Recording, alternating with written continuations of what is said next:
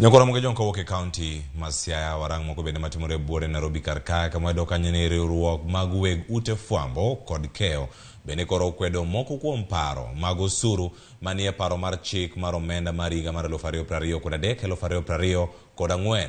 Giwacho ni moko kuom osuru parono mar chik onego wit oko koting'o omenda maromo 15% mano ma ijuogo e joket wechego e mbui. Bende giseyo chenro mag dwaro medo osuru mano mag lando mwandu mag math kachiel koda kamago mag go punda kod piem moko moloyo e omenda no mantiere kin mamoko. Giyango ni poni parono mar chik okadhi to biro kelo lal mar omenda mathoth e yor lendo kendo mano nyalo biro lalo tije ne ji mathoth. Bende gidagi paro mar chik mano mar osuru ma bende mar gedo mano ma ing'ado e nengo mar gedo udi ma nengo gi olwar. Wawinjane kaka twak ma kamano dhi nyime achiel kuom magawa bor Nairobi ka.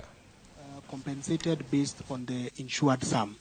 So, you know, if you insured your vehicle at a valuation of 1 million, then that is the maximum to which you can be repaid, obviously subject to deduction. So I will presume then for supermarkets, if you insured your stock value at a certain sum, then you will be compensated at that sum.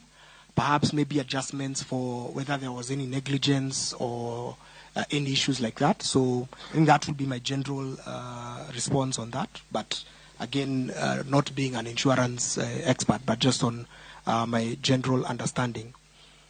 I think on the issue of national versus county government in terms of the housing fund, you know, perhaps, and I will align myself with even what has been said before.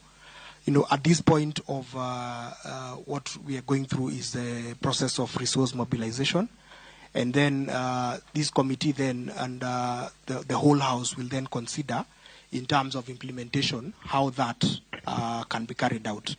You know, that would be my comment on that.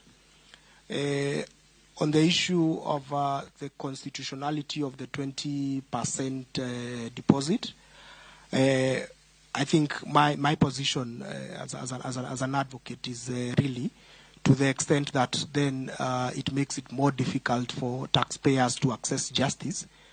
Then I will be begged to then be aligned with the position that it is against the Constitution. Because if I am an SME and I've gotten a very big demand and lost at the tribunal, and I cannot afford to go to the High Court because I have to pay 20%, then to that extent I believe you know, it will be against the Constitution. And also we know that the previous attempt was also challenged, and I believe that even this might also end up being challenged at the High Court, Constitutional Court, on the basis of that it limits access to justice. Maybe I can also allow my... Chair, without repeating what my colleague has said, regarding insurance compensation, I think the principle of insurance is to bring you back to the position you are in just before you suffered the loss. And therefore, there's no gain per se. You actually get compensated, of course, your insured sum, which is assumed to be the position you are, the financial position you are, before you suffered the misfortune of the loss.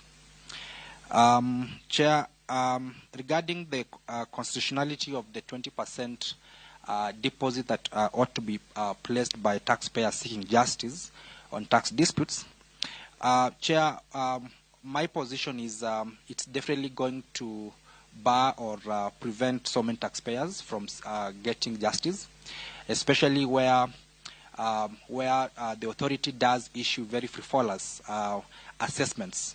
Because, Chair, just like the argument has always been that taxpayers are using the judicial system to defer paying taxes, the authority as well is likely to abuse or misuse that particular provision by issuing very ridiculous assessments. And of course, well aware that you are not likely to raise the 20%, effectively you need to pay the entire amount. Or even, Chair, they will make it very difficult for you to engage at the ADR as they know very well that if you don't resolve the matter at ADR, then you will not be able to raise the 20% when you proceed to the High Court.